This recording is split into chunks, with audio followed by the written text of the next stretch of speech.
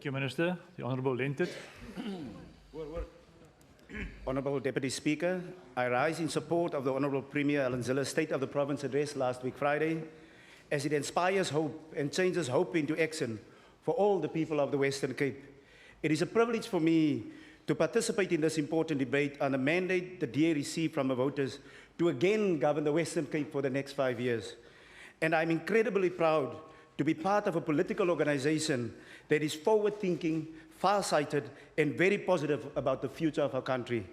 Deputy Speaker, the people of the province is represented in this parliament by members from 4 political parties who are passionate about our country, who loves our country, and who cares about the future of our country. We all want the best for our country. We may not always agree on the basis of getting there, but may we constructively debate disagreements over the next 5 years. Today's debate sets the scene for an exploration of how the opposition will engage with good policy directives aligned with the constitution of our country. These objectives and actions are also embedded in the National Development Plan that the Premier spoke about last week. And Honourable Deputy Secretary, Honourable Magaka is gone now, but I disagree with him. Deputy Speaker, I disagree with him. I believe that the Premier's vision and address of last week will go down in the history of this province as the most progressive directive which addresses economic integration and economic inclusion in the history of this province. This vision will serve the best interests of all the people of this province. This is true value-based leadership which this province hoped for since the dawn of our democracy in 1994. I am confident and optimistic about the future of the Western Cape province, as detailed in the address presents a hopeful future for the working class and especially for the poorest of the poor. As this government embarks on a journey of creating new exciting opportunities, it will foster an entrepreneurial culture aimed at maximizing individuals as well as a collective economic and social success in our province. Deputy Speaker, it is interesting that the term job creation appears 20 times in the Premier's speech. That fact underwrites the importance that this province places on the growth of our economy to create jobs. And then, Honourable Deputy Speaker, Honourable Davids, wat begin praat het van ons plaasmense wat swaar kry, ja, ons stem saam, hulle kry swaar, dit is 'n feit. Maar het die Honourable Davids vergeet van die ANC se nasionale minister van Agriculture, wat sy werkers R26 per dag betaal. Skande. Ek hoop onze collega's oorkant praat met hulle collega aan die kant om die agterstallige geld vir hulle collega aan die kant te betaal. I have high hopes and look forward to the day when some of our entrepreneurs, including those who are operating in the informal economy, will create companies that have a considerable economic impact. The announcement of 15 million rand investment in our aquaculture industry in the Western Cape is welcomed. Currently, it employs 2,300 people, or 78% of the industry countrywide. Deputy Speaker, the province's 20 abalone farms contribute 355 million rand annually to our economy. To maintain the current level of fish consumption worldwide, global aquaculture production has to grow from 45.5 million tons a year, as recorded in 2004, to 80 million tons by the year 2050. This increasing demand for fishing consumption is a major opportunity for the province's aquaculture industry, and all efforts to increase aquaculture production is welcome and should be encouraged. I am proud to report that Councillor Willem Lof from the Matsikama municipality informed me over the weekend how much the people of Doornbay, Papendorp, Ebenezer appreciated the announcement by Premier Zille to expand the aquaculture production facilities. ANC, gaat vra vir vorige minister Tasman Isop wat van ons mense vergeet het. Speaker, I'm looking forward to the day when the Premier will be going back to those towns and visit them to give them the good news in person. Speaker, Deputy Speaker, political maturity and the commitment to grow the economy of the Western Cape and to create jobs prevails when the Premier announced that part of the 50 million rand injection for aquaculture production in the Western Cape will go towards the creation of the Hermanus and Gansbaai Special Economic Zone.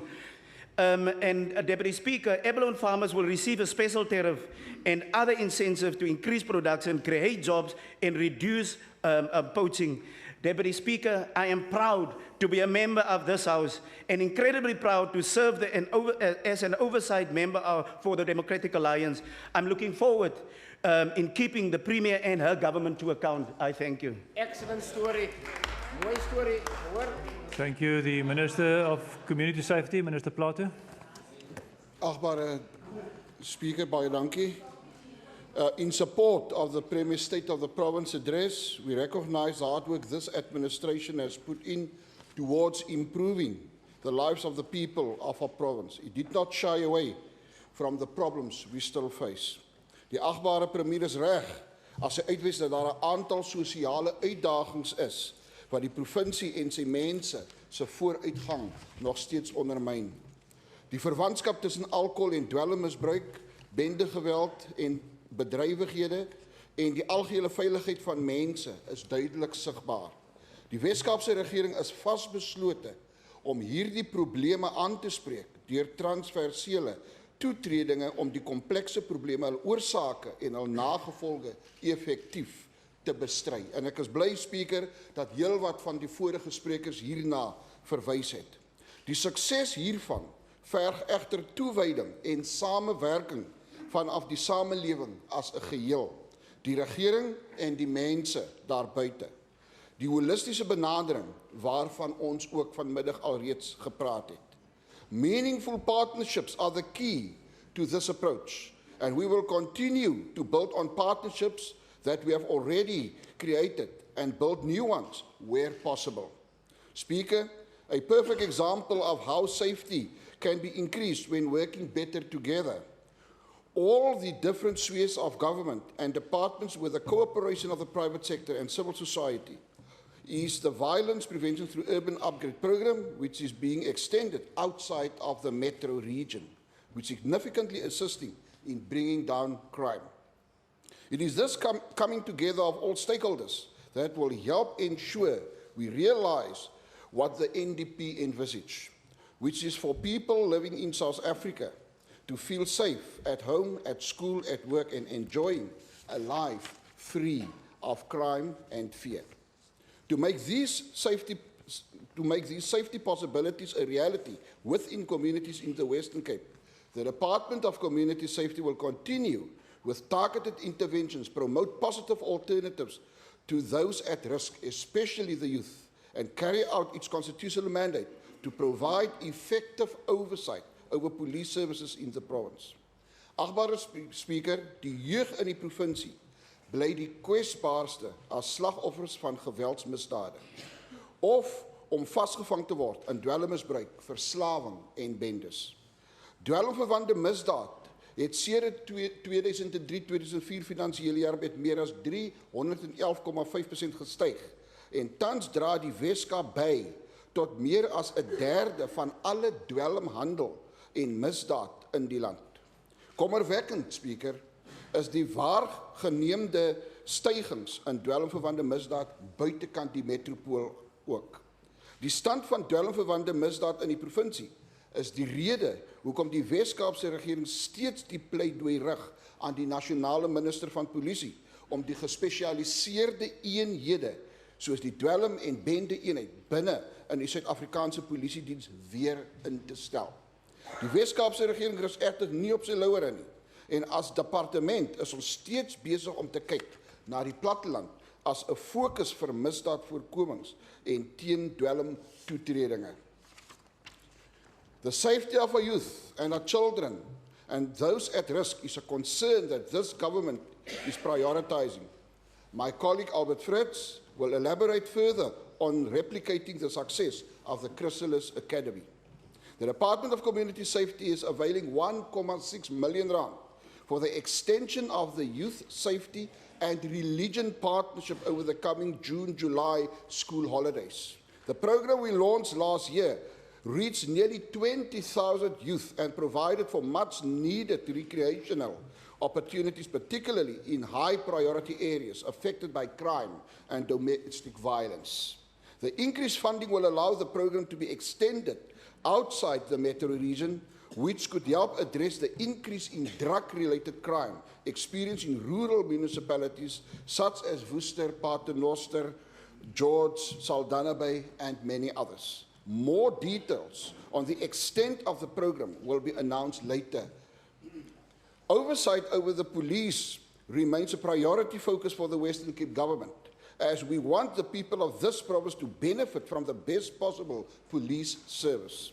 We know that the police have faced many challenges over the past few years, and it is my hope that the Provincial Police Commissioner will be open to the inputs we make about policing, which come from our constitutional duty to oversee the work of the police.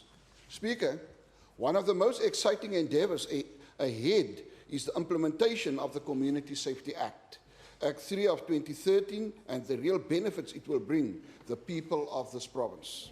The Constitutional Court unanimously stated that the Premier is not only entitled to deal with complaints about policing, but is indeed obliged to take reasonable steps to shield the residents from unrelenting invasion of their fundamental rights because of continued police inefficiency in combating crime and the breakdown of relations between the police and the community.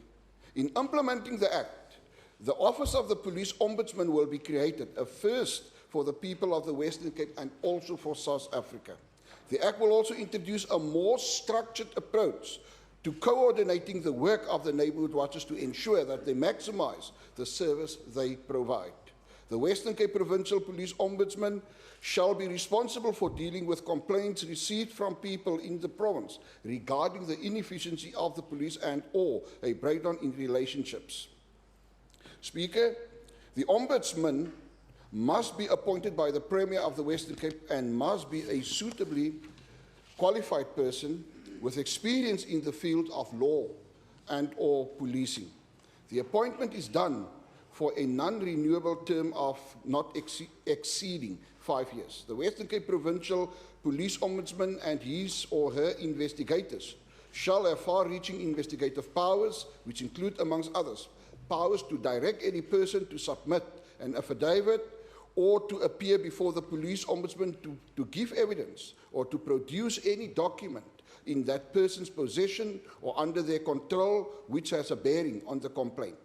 They may request an explanation from any person whom he or she reasonably suspects of having information which may relate to the matter being investigated. We look forward to the Ombudsman Office being up and running by October this year. Honourable Speaker, in closing, we need more regular crime statistics. The people of this province and the safety organisations working to protect our communities will be empowered if they know what type of crime is happening and where and when it is happening. Currently, we do not receive any of such information, and we're asking for that to happen since way back. Getting the police to release more regular crime stats will be a priority for my office this financial year. Thank you very much, Speaker. Thank you, Minister. The Honourable Janchi. Not quite a maiden speech, but a second bite at the maiden speech. Cherry. Sekela somlomo. Yabulela.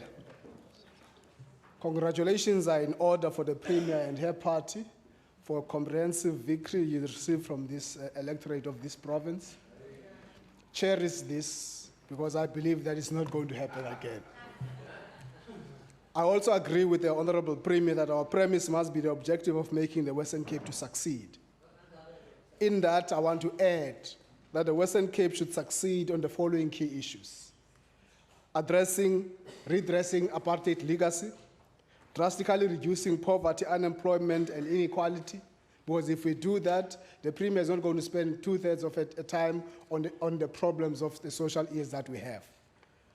That we need to have the kind of economic growth that creates jobs for those in dire need. not the kind of growth that Honorable Windy was talking about that is not helping poor people in this province.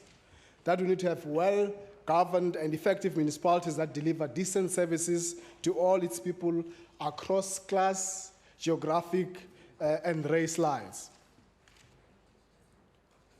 With the above indicators, that objective that you've set, Premier, is on. Agreed? It certainly cannot be an open-ended success. Let me unpack the 3 pillars that you put in this house for your government. You said you're relying on competent government, active citizenship, and the leadership from society. And that's what you want this government of yours to focus on. I will focus on the competent government because I believe it's a critical component of this government, and local government is an integral part of that. But judging by the address on Friday, it is very clear that we have a long way to go to achieve competent government. There will be no competent government without a well-governed and effective municipalities in this province. In that address to this house, the Premier was very sketchy on the mission and the critical role of local government, except mentioning in passing the municipal support, the VPUU, and the fight on the 12 harbors, and paraded the VPUU as a success of the city of Cape Town.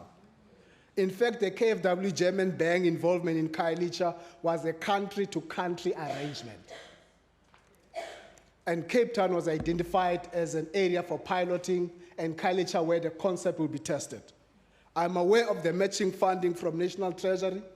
The jury is still out about the contribution from municipal government and this provincial government, and none of them mention anything about how much they are contributing to that VPUU.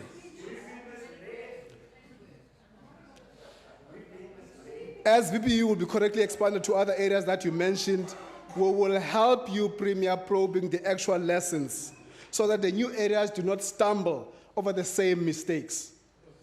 The Premier completed her speech without a single reference to the thousands of communities displaced by floods in the city of Cape Town in the middle of a cold winter. Her silence on this painful matter was louder than the applause and the standing ovation from the blue bench. That is a serious oversight on the part of the Honorable Premier. She's better than that. Competent government is about having a clear differentiation between party and state. It is having an appetite to govern without fear or favor and not turn a blind eye. Under the watch of this government, Old Soren experiences a serious meltdown and a long stalemate due to the DA's inaptitude there. Hierdie DA-regering hou hom blind vir die probleme van openlikheid en eerlikheid in die Eden District Municipaliteit. DA-raadslede word gestuit, gemailband en bevraagteken omdat hulle opstand teen korruptiewe vergrype. Die LER ignoreer 'n raadsbesluit om die burgemeester te verwyder, wat volg op 'n onafhanklike forensiese ondersoek. Die raad het hom ook uitgespreek deur 'n behoorlike dissiplinêre ondersoekproses oor die vraagstukke van korrupsie. Maar in plaas van daarom te tree, stel die hierdie DA-regering duidelik nie belang om enige iets daar te doen nie. Is that competent government that you're talking about? Bevoegde regering beteken dat daar doelgerig opgetree word as sulke ding opduik en nie om dit onder die bed weg te steek nie. In Swellendam, the SIU report has revealed that the Speaker of the Council may be guilty of unlawful and improper conduct relating to the Speaker being a director of an entity, Central Motors, which has been conducting business with the municipality without declaring it as required in the law. The Speaker himself admitted to this. A cocktail of contraventions from code of conduct, supply chain management seems to be the order of the day in that municipality. The report recommended that disciplinary measures be instituted in this regard. we still await action from that municipality and this government. Let's hope that Swellendam will not be turned into a Skellum Dam. In fact, the MEC only wrote a letter, signed a letter on Friday, and I think that on Friday there were a lot of things that were signed. The Premier quickly signed a broadband. The MEC was signing a letter to Swellendam to say, please act on this issue. They only received it yesterday. There is no action taken by the MEC for this. Decisive leadership is what is needed. Under the ANC, we acted without fear or favor in Plettenberg Bay when we ruled. Honorable Donald Grant, who's sitting here, was able to come to the MEC's office and table the matters because he had confidence about how the ANC was acting on that matter. There he's sitting. Honorable Gillian, who was the deputy mayor then, we acted in Overberg. You can learn a lot from how the ANC run municipalities. Because we never treated municipalities as the branch of an organization. The DA, you treat the municipalities as the branch of the DA.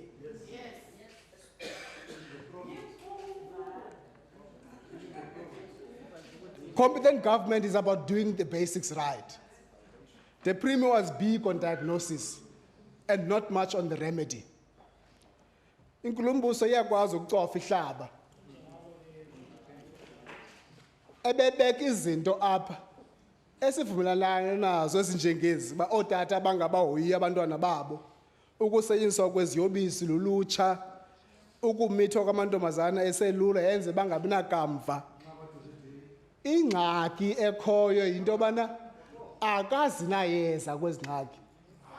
Eyona nto ayezayo kuyacofa into yobana nigula ngentloko vumani siyavuma Premier.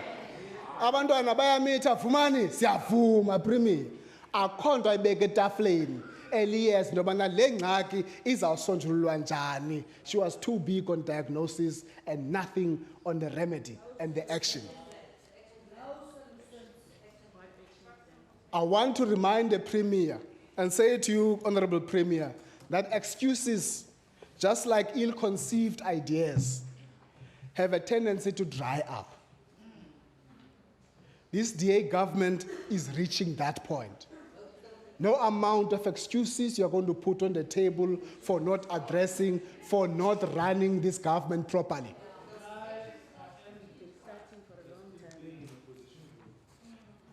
I was hoping that the MEC, when he spoke, with the Premier having missed to speak to us about local government, would do that.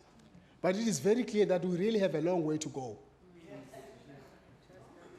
We'll better listen on Thursday when the department comes and present to us as a standing committee what is that they're going to do, and play a constructive role as the opposition to help this MEC run local government effectively and properly in this province. Dit is baie duidelik. Ek kry die gedagte, 'n groot indruk, dat daar's men daaroor. Order. Your time is almost expired. Just finish your last sentence. Your tyd is verstreke. Maak net klaar. I'm about to finish. If you can just add that few minutes with the blue. I've given you 1 minute, 1 second, 1 sentence. I've said it, I don't have to. Thank you very much. Thank you. Order, the Honourable Member Nkosela for his maiden speech. Mandibulele somlomo, sekela somlomo. Iyafunda ba sithethe umuntu esaphila xa enza into elungileyo. Uthi umhlekazi ohloniphekileyo uJantyi uPremier uthethe kamnandi ngolwesihlanu. Ndiyaqala uva ke kuthiwa kwelacala uPremier uthethe kakuhle. Kangoba nami ndiyazi-aligna nento ethi uPremier wenze intetho entle kakhulu ecoverisha wonke umuntu welphondo. Ndiyayibulela ke mhlekazi ngoyincoma loo nto. Uthi uba uthi yosoka umfundisi ohloniphekileyo xa ebhala ingoma athi lizalisa idinga lakho Thixo Nkosi yenyaniso zonke inhlanga, zonke izizwe mazizuze usindiso. Ukuba bekuthiwa esisiprofeto kwakuthiwa masisinike umuntu, benizawusithatha ndizisise kuwe nontsapho. Uthethe kakuhle kakhulu ngolwesihlanu. Eyona nto ingamandla is that on Friday, the Premier mentioned a number of things. But the ANC chose to ignore, or in fact, they were not listening. Now I would, as a matter of fact, say go and read what is contained in that State of the Province address. You are missing a lot because you do not want to listen. I want to touch on this thing about fisheries and harbours. If the national government, Public Works and Department of Fisheries would at least take seriously the question of job creation and the question of ensuring that we do away with unemployment where we can. This is an area where we can employ many people by ensuring that municipalities are given the right to manage small harbours. In the Western Cape alone, we have 12 of them. All we are asking for, just give us these 12 to manage. You can manage everything else. Just give us 12. And what we are also saying is that because we are focusing on creating jobs in this sector, working with municipalities, in the Overstrand, which is my new constituency, I'm going to monitor that one, is that we are applying to ensure there is a special economic development zone between Hermanus and Gansbaai. Ngoba ziyabiwa iPerlemon ngamadoda angenazi license. So what we want there is to have that area declared a special economic development zone so that we can spearhead job creation, investment, and ensure that unemployment is our enemy. We can show it there. Now, asizangigada nina. Noba siphethe nje kodwa sizawungigada baningabi imali yabantu abahluphekayo. Benifuna uthi ke ngemini umuntu can get 600 rands, just on a dive if they are employed there. Just on a single dive, 600 rand is a lot of money. And we just need to ensure that we support municipalities, Honorable Janji. And we need your support. Tell your minister there, Pravin Gordhan, we need this support on local government. Tell your Minister of Fisheries, Lupazan Umsebenzi waki 26 rand. And as by April Union leader, is our exploiter abasebenzi endlini. How are you going to safeguard workers' interest at work if at home you pay them 26 rands? Go and talk to Comrade Senzeni Zokwana not to do that. Lastly, Order. I want to say... Order. Honorable Davids, order. Our duty as this government, we have been given a clear mandate by the voters on the 7th of May that we must go and do them proud. And I just want to say that we will not let them down. Our mandate is very clear. It's not coming from the ANC, unfortunately. It comes from the voters of the Western Cape. And so we are saying that with a very clear conscience that we are going to deliver. And we are not going to let you down. I'm saying it twice now. We won't let you down. So the last thing, Madam Premier, is to ensure that the message that you put on Friday and the plan, we use that because it mirrors the mandate that the voters gave the Democratic Alliance, and we put you there as the Premier to lead all of us in this province, and we are very grateful.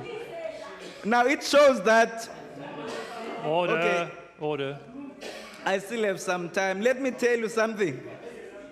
The ANC contested elections like all of us. But then, unfortunately, the voters said no. But we are saying that all other parties, because I forget their names. Order, order. All other parties, I Honourable forget their Honourable names. Member, your time has expired. Just finish off, please. They had a chance. They had a chance on the 7th of May, but they were rejected on a ballot. Thank you. Your time has expired. Thank you very Thank much. You. The Honourable Minister of Social Development, Minister Fritz. Thank you. Thank you, Honourable Speaker. Allow me Order, to order. Please allow calm. me- Order. Can you ask, please calm down before the Minister starts? Thank you. Allow me to express my condolences to Michael Kutsia, who was a very close friend over the years, and through the 80s at one point we lived in the same house. And so I really, on behalf of the family and my department, want to express my condolences to him. I feel honoured, Honourable Deputy Speaker, in rising to support the State of the Province address as delivered with eloquence by the Honourable Premier of the Western Cape. The SOPA set out an agenda of hope, progress, development, and the opportunity for people of this beautiful, beautiful province. The ANC's response and the EFF, even worse, has built on hollow rhetoric, Mr. Deputy Speaker.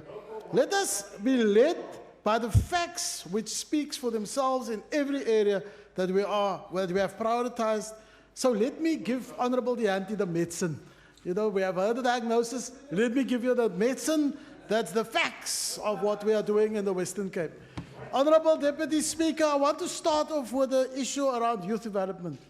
And for the first time in the province, we have a comprehensive youth development strategy. It's a strategy we have put into practice in a number of key projects. And one of the first projects is that Honourable Dan Plato spoke about was the Chrysalis Academy. The Chrysalis program has grown so much that I can say without fear of contradiction that it is the best youth development program of its kind in the country. Through the Chrysalis Academy, we have, over the last 2 years, placed 1,000 young people into work opportunities, Honourable Deputy Speaker.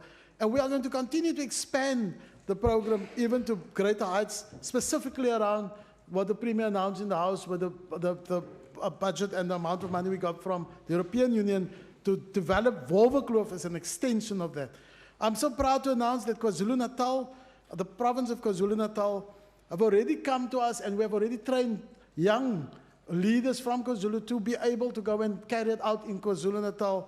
And we're also getting a number of inquiries from other provinces. So we're incredibly elated about that.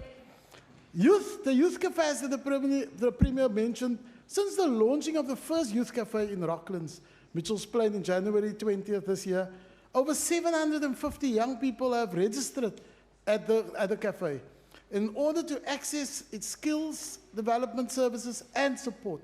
And that's so interesting when I sit in the house and I hear people are saying about the informal settlements around those issues. And some of the challenges to the young, some of the challenges for our youth in these cafes is actually to go look at how do you turn those challenges around into absolute solutions.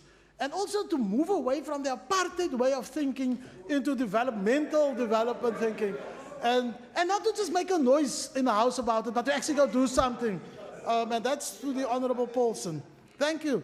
We hope to launch the second youth development cafe, or the Youth Cafe, on the 11th of July. And we also will be expanding to Atlantis, George, the Nyanga Junction. And I've been asked by the Honourable Beerwinkel to consider coming to Kraaifontein, and I will look for some money to go and roll out there. So you see, it's accepted by everyone in the House. Perhaps only the IFP or the EFF. Probably the IFP, perhaps better suited. It looks like Mangosito Petulesi. The Extended Public Works Program, now, Honourable Deputy Speaker, I want to make this point. A lot of people are saying the Extended Public Works Program is a national. Yes, it is. They give us a conditional grant. But you know, we have the ability to manage that money and to use it sustainably and effectively and manage and not steal the money. And therefore, it is wonderful to say that 390 people in my program alone is on the Extended Public Works Program. And so you know what we are saying? Guys, Let us make a joke about what we get from national. Let's acknowledge it. But let us manage it properly. And I think this is the point we're making. Let's talk about the drug abuse. And the Honourable, I was very interested in the Honourable Christians. You know, I always hear this issue about it. Every corner there are those, so many this and so many that. And I always drive around and actually go and look. But let me make one fundamental point, Honourable Deputy Speaker. And we acknowledge the plight of the issue of drugs in our townships. We acknowledge it. I'm so happy to also say that since when we came into power in 2008, 2009, there were something very, very few, 8 treatment centers to be exact. We've increased that to 25, 9 of which are residential treatment centers. I want to say, with the successful pilot projects providing treatment and brief interventions for schools now, at school level, we have, in fact, done a phenomenal job at the Easter River school, high school, and in Mitchell's Plain. We have extended that project to Steenberg, and we are now moving it out to other parts of the province, because it's an early intervention, Honourable Christians, that we need to do. It is an alternative that we need to do, and we have to catch them very early to be effective. We are all furthermore happy to report that another matrix treatment clinic will be opening in Atlantis very soon. And this is a joint venture, Honourable Deputy Speaker, with the City of Cape Town and us. We're not working in isolation. We work with every level of government, national, provincial, and local government. And I'm so happy to say that those systems will bring our number of matrix clinics to 7 sites at the moment, and we will expand. We are now, and I heard Honourable Plato saying that it's moving to the platteland, and we will move to where they move and where the problem is moving. I'm also very proud to say, and this is the meat and the facts that I'm giving you, in order to address the rising use of heroin in the province, we have embarked on an outpatient opiate substitution treatment program in Mitchell's Plain, a phenomenal program, first in the country. The project has now been running for 6 months, and the feedback from Sultan Bau, our NGO partner in this venture, is that clients are responding positively. And just to quote the latest report, in lieu of the last quarter, 16 out of the 21 clients completed their statutory phase and are still testing negative for illicit substance use in their continuum of care. This result have far exceeded the treatment outcome expectations reported in international literature. And I think this is the point that we always benchmark ourselves against. The quality of services that people receive at various treatment centers is very important, Honourable Deputy Speaker, for us. And in this regard, we have contracted the Medical Research Council to conduct a service quality measurement survey across the spectrum of treatment centers. The findings and recommendations that came out of this survey will, in this financial year, be implemented in order to ensure service delivery of the highest standards in all our clients. I want to just add a last point around youth development. We will continue, Honourable Deputy Speaker, to extend our support in terms of the nutrition program at our MOD centres, at all 181 MOD centres, and expand. Honourable members, let's start somewhere. When we have 181 Honourable Christians, don't complain. It is 181 that wasn't there. The progressive realization of access to young people and to rights, I think, is an important point. Our older persons, and in this regard, I really want to make this point and this plea to the House. We continue to put pressure on SASSA, Honourable Chair, to get their house in order so that our older persons can be treated with the respect, the dignity, and the care they deserve. Not because they're poor, they can be treated the way they want to. While we sit in our little nice glass houses and forget about our mother and father who's standing in a long queue at 4 o'clock. Ladies and gentlemen, let us do something constructive about this. And the point I want to make, the blatant disregard for their human rights is insulting and unacceptable. I have received hundreds of complaints from older persons. I was on a radio program the other day, and the calls that flooded my office because of inefficient and incompetent management that the Honourable Deonte spoke so eloquent about. I want to continue, and I want to say, as the Premier stated, and you know, Honourable Deonte said there was nothing said about disabilities. As the Premier stated in his speech, persons with disabilities are among the most vulnerable members of our society, yet this is an area that the government has historically neglected in South Africa. As such, my department is leading the Premier Special Project in the partnership with the NGO sector to identify and assist children with disabilities not currently accessing services. This includes, Honourable Deputy Speaker, a referral pathway that when used properly will ensure that children access the best available services in the shortest possible line. We are capacitating social workers, NGOs, community development workers, and home-based carers in this regard. We are also training foster care parents to better care for the disabled children. In addition to this, this year the Department of Social Development is preparing to take the lead in giving substance to the court ruling that children with severe and profound intellectual disabilities must have access to their care and education. This project is likely to require over 50 million rand in investment by the province in meeting the needs of those most vulnerable members of our society. And I want to say this most vulnerable. Sometimes we just talk here. We have no idea and clue what those children are going through and those people. Order. Minister, your time has expired. If you want to finish with one last sentence. I just want to say, NGO funding has increased phenomenally, and we're almost funding 1 million. So this notion that we're taking money away from Minister. Yes, if they steal it, we'll take it away. Your time has now finally expired. Die achtbare lid Maree. Dankie, Adjunct Speaker. Masu Patsela, we chart a new course, we write a new story. Dit is die woorde van Trevor Manuel om die nasionale ontwikkelingsplan te beskryf. In die premier se provinsiale rede sê sy, ons provinsiale ontwikkelingsplan verleng tot 2013 sal die planne en aksies van alle regeringsrolspelers koördineer en sal verseker dat die begrotings van alle staatsinstellings maksimum sosio-ekonomiese impak tot gevolg het. Met ander woorde, wat die regering doen moet mense se lewens positief verander. Dit demonstreer die politieke wil van die Wes-Kaap regering, waar die nasionale ontwikkelingsplan se beginsels ondersteun word, maar nie net woorde op papier is nie, maar manifesteer in aksie, wat hoop aan die mense van die Wes-Kaap gee. Ons in die Wes-Kaap skryf hierdie storie, 'n storie van mense, hulle verhoudings, hulle drome en hulle hoop vir 'n beter toekoms, 'n storie wat manifesteer in aksie. I commend the Premier on acknowledging that government's primary contribution towards progress is to continue redressing the legacy of apartheid through opening opportunity and ensuring that people have what is needed to use these opportunities to improve their lives. However, people should also realize that they need to demand as much from themselves as they do from their government. We need to adopt a holistic approach to improve livelihoods. Time and again, the DA-led Western Cape government has proved that we lead by example, and this is evident with the Premier's advancement of youth project. We are overwhelmed that President Zuma notes the significance of this project and that it provides internships for matriculants with on-the-job training in government departments for a duration of a year. President Zuma announced that all government departments nationally will be required to follow suit. We commend the Premier and the Department for the enthusiasm and vigour in which they have facilitated and coordinated the project. It has undoubtedly improved the lives of many youths in the Western Cape.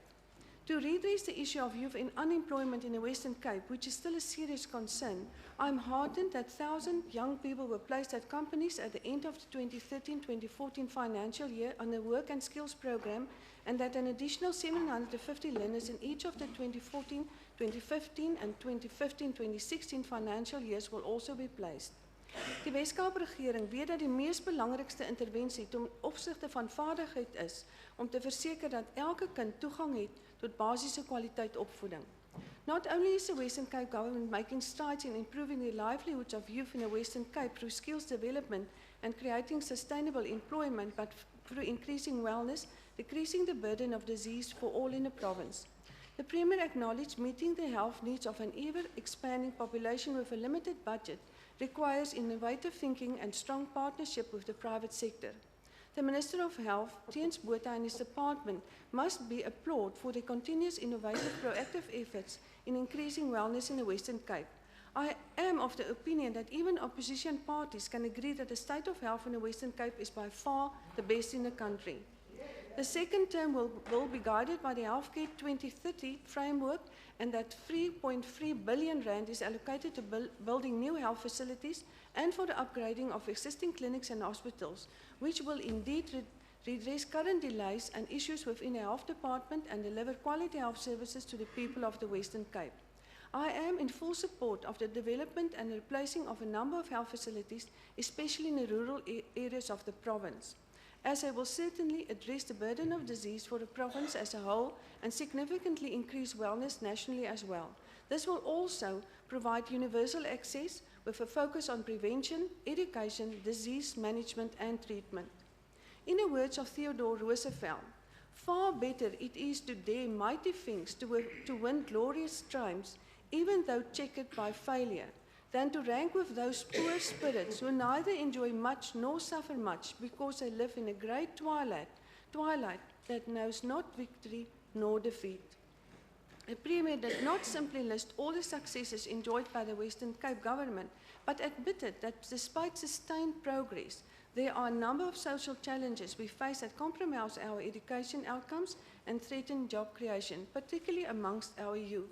Some of these adversities include the increasing numbers of people abusing alcohol and drugs in the province, the large number of teenage pregnancies. In the Premier's SOPA, she mentioned that a functional father figure often makes a difference in a child's future. The Youth Development Strategy focuses on interventions to provide support to young and vulnerable parents and caregivers.